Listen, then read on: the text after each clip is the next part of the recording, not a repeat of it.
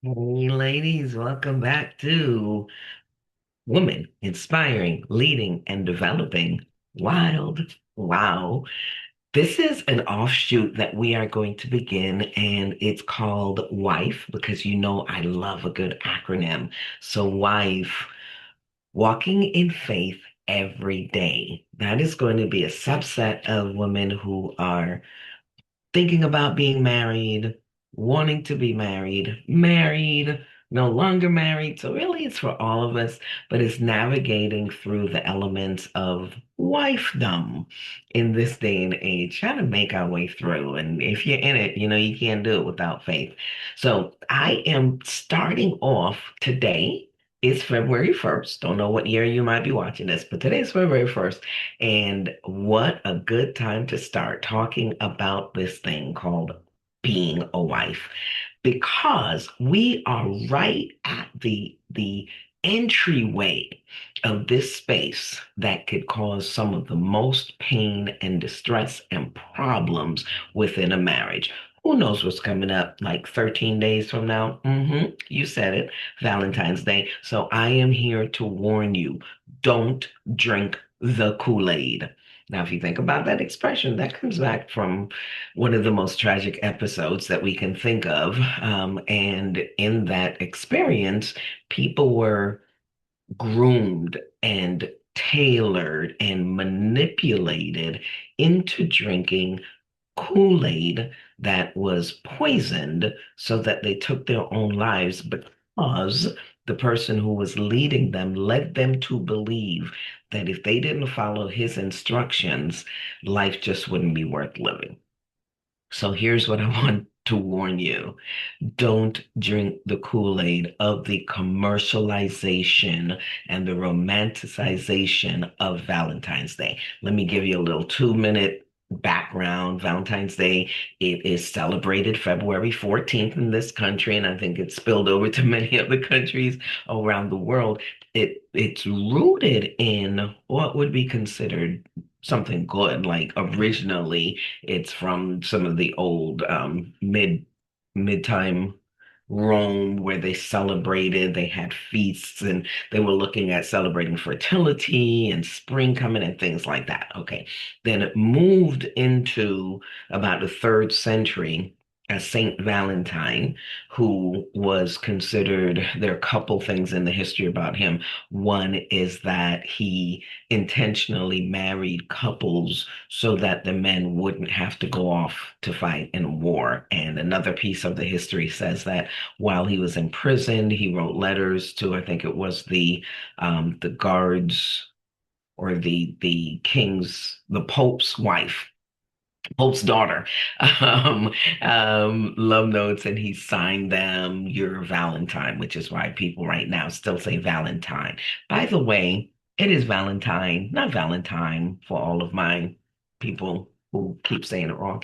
It's St. Valentine's Day. And so it became this space of really celebrating the idea of love. So what happened is we're in the 21st century now.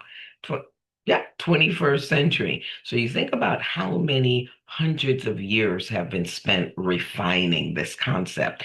We get to about the mid 19th century, and then it really became commercialized, right? The people who have the power to make this thing seem like the thing you must do really started leaning in. I got to tell you, and think about it. Drop it in the comments if you're watching this.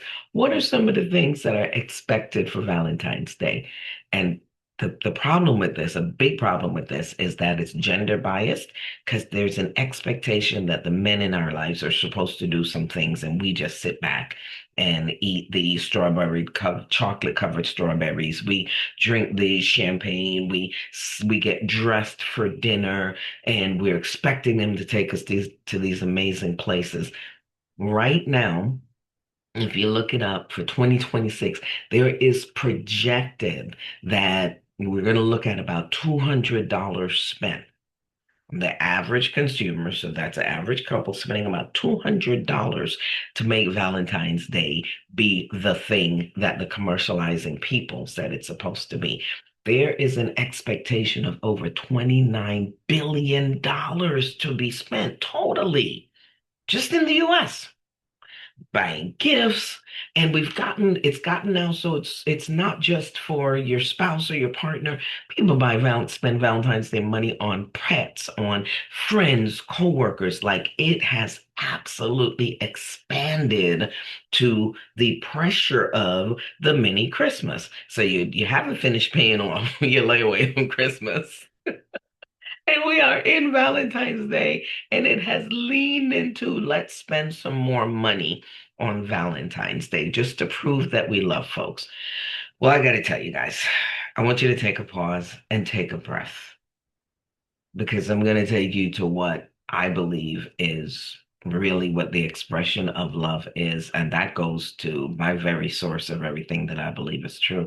And so you hear this at a lot of weddings, but people really don't study it before even making the vow about it.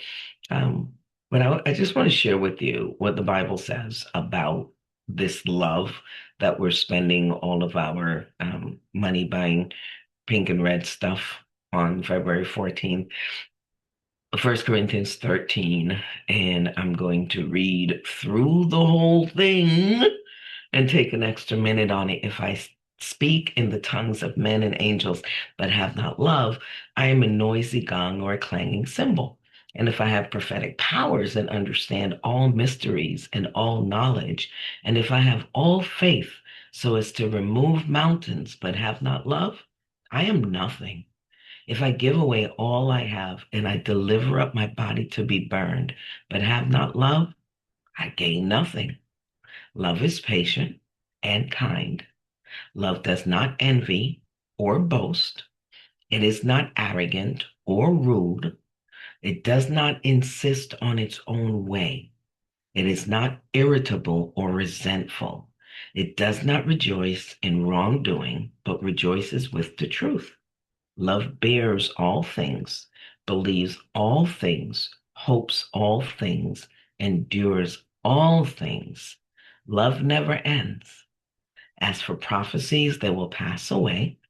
As for tongues, they will cease. As for knowledge, it will pass away. For we know in part and we prophesy in part. But when the perfect comes, the partial will pass away. When I was a child, I spoke like a child. I thought like a child. I reasoned like a child. When I became a man, woman, I gave up childish ways. For now we see in a mirror dimly, but then face to face.